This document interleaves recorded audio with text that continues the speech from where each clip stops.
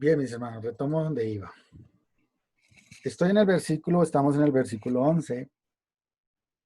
El ángel está anunciando el nacimiento del Señor Jesucristo y en medio del anuncio otorga tres títulos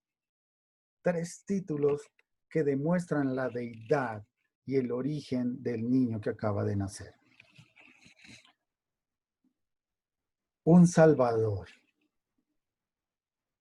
Un título que solo era otorgado a Dios. Cristo, el Mesías prometido por Dios. Y Señor, otro título que denota señorío, denota que Él es dueño y Señor de todo. Y por supuesto nos muestra la deidad de Cristo. Por lo tanto, aquí el ángel lo que les está diciendo a los pastores es: Dios el Salvador, el ungido de Jehová, el Mesías prometido, Dios mismo acaba de nacer. Regocíjense, llénense de gozo por esto. Es difícil describir cómo sería ese momento, cómo sería ese resplandor, cómo sería el momento del mensaje para tantos pastores que estarían en el campo. Sin embargo, el ángel sigue diciendo en el versículo 12, esto será por señal, hallaréis al niño envuelto en pañales, acostado en un pesebre, concordante con lo que ya hemos visto en los primeros versículos del capítulo 2. El Señor Jesús ya había nacido y ya había sido puesto en el comedero de los animales allí. Jesús, el Salvador, es el libertador del mundo. Jesús es el ungido de Jehová, el Mesías. Y Jesús es poseedor y digno de gloria y honor porque es Señor, porque es Dios. Y en reconocimiento de esto, luego de este mensaje que se le da a los pastores, de un ángel hacia los pastores, sucede lo siguiente, versículos 13 y 14. Repentinamente apareció con el ángel una multitud de huestes celestiales que alababan a Dios y decían, gloria a Dios en las alturas y en la tierra paz, buena voluntad para con los hombres. Si los pastores se habían despertado por el resplandor y quizás estaban sorprendidos de ver a uno, imagínense esto, imagínense lo que pudieron haber sentido, porque cuando hablamos de multitud de huestes celestiales, se están utilizando términos militares. Cuando nosotros por estos días vemos en televisión, con tristeza especialmente en Europa, cómo el ejército levanta campamentos en varios lugares dentro de las ciudades, en parques, y vemos carpas, ¿cierto? Vemos un encerramiento y vemos soldados uniformados, tal vez 50 o 100 hombres, quizás 200 hombres. Vemos vehículos, carpas y demás. La idea del versículo 13 es algo similar. Está hablando de un ejército celestial. De un ejército celestial que apareció rodeando y mirando a todos estos pastores. Pero su propósito no era cantarles, ni animarlos, ni despertarlos a los pastores. Su propósito era alabar a Dios. Y cuando hablamos aquí de alabar, estamos hablando de cánticos. ¿Recuerdan ustedes por allá en Génesis 28:13? En el capítulo 28 de Génesis, cuando Jacob huía de su hermano Esaú, iba hacia el norte y dice la palabra que se quedó dormido en un lugar llamado Luz. Y mientras dormía, soñó con una escalera que iba desde la tierra al cielo y veía cómo subían y bajaban ángeles de Dios.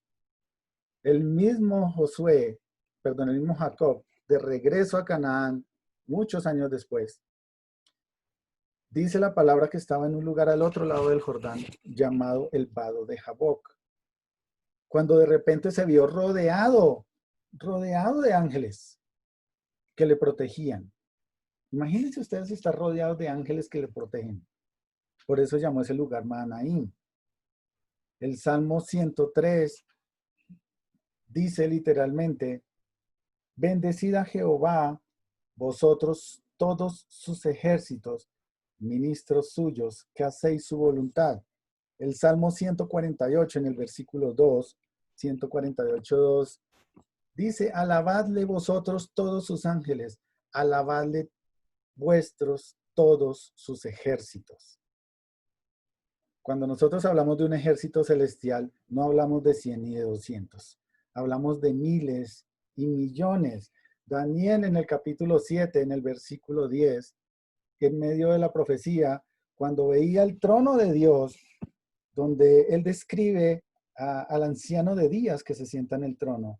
Dice el versículo 10 de Daniel 7, un río de fuego procedía y salía de delante de él.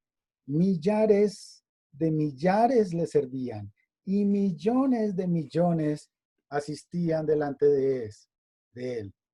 El juez justo se sentó. ¡Wow!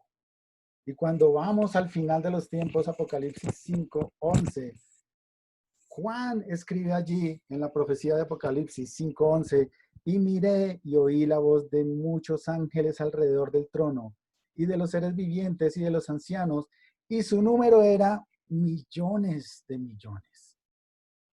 Y decían a gran voz, el Cordero que fue inmolado es digno de tomar el poder. Ese Cordero que fue inmolado es ese niño que está en el pesebre.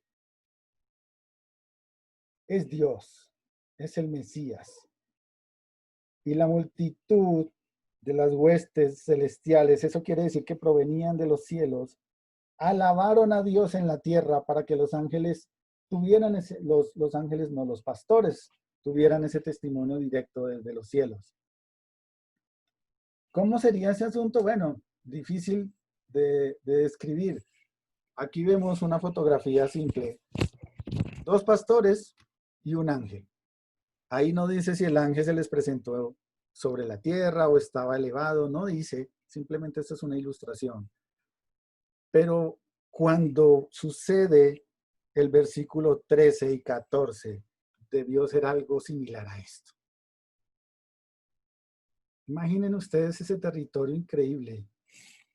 Y quizás en el cielo, la gloria de Dios rodeó a todos los pastores. Y estos ángeles, esta gran multitud, este ejército, cantaba a una sola voz a Dios. Alababan a Dios, dice el versículo 13, diciendo, gloria a Dios en las alturas. Fíjense que no están diciéndole nada a los pastores. Están dando gloria a Dios. Es un coro, es un canto de ángeles, es un canto espiritual. Y qué gozo debemos tener cada uno de nosotros cuando tenemos el privilegio de cantar y alabar a Dios. En estos tiempos, mi hermano Jessy me ha estado ayudando con los coros y los himnos que hemos podido entonar al comienzo de cada enseñanza. Pero ¿cómo los estamos cantando? ¿Estamos dándole gloria a Dios? ¿O solo estamos escuchando a nuestro hermano Jessy como canta? Es un buen tiempo para disponer nuestro corazón y darle gloria a Dios en las alturas. Esta frase nos indica que Dios, solamente Dios, merece la gloria y la alabanza de toda su creación, incluidos sus ángeles, como lo estamos viendo en la cena, incluidos cada uno de nosotros, especialmente sus redimidos, los que Él nos ha salvado. Y la segunda parte de este cántico dice, y en la tierra paz, buena voluntad para con los hombres. Esta frase en el griego koiné original es una rara construcción gramatical. Pero la pregunta allí sería, ¿en quién se complace Dios? ¿En quién se complace Dios? Se complace en hacer buena voluntad para con los hombres. Y esa buena voluntad que viene de lo alto para nosotros nos trae paz. Y esa paz, por supuesto, viene del Señor Jesús. Porque Isaías 9:6 dice y lo llama a este niño nacido en Belén, príncipe de paz. Esa paz que sobrepasa todo entendimiento, no la logramos con dinero, no la logramos con títulos, no la logramos conociendo todo el planeta. La única manera de lograr esa paz en nuestro corazón y en nuestro espíritu, que sobrepasa todo entendimiento, es a través de Cristo Jesús. Por eso, mis hermanos, a manera de aplicación, ya finalizando, tres cosas importantes. Primero, celebrar o no la Navidad no es un mandato de Dios, pero tampoco es una prohibición. Lo que sí debemos en el tiempo de Navidad es cuidar el testimonio de nuestra vida en Cristo. Evitar ser señalamientos, ridiculizaciones o sentir orgullo porque sí o porque no. Colosenses 3:23 dice, todo lo que hagáis, hacedlo de corazón como para el Señor y no para los hombres. Y el mandato para la iglesia es compartir el mensaje del Evangelio. En segundo lugar, las buenas nuevas, el Evangelio, se basa en el cumplimiento de la promesa del Señor, manifestada en el nacimiento del Señor Jesucristo. ¿Quién es el Señor Jesucristo? ¿Quién es ese bebé que acaba de nacer? Pues Jesús es el Salvador, el libertador del mundo. Jesús es el ungido de Jehová, el Mesías prometido. Jesús es el poseedor y único digno de gloria y honor, porque es Dios, es el Señor. Cualquier rechazo o tergiversación de estas verdades es blasfemia.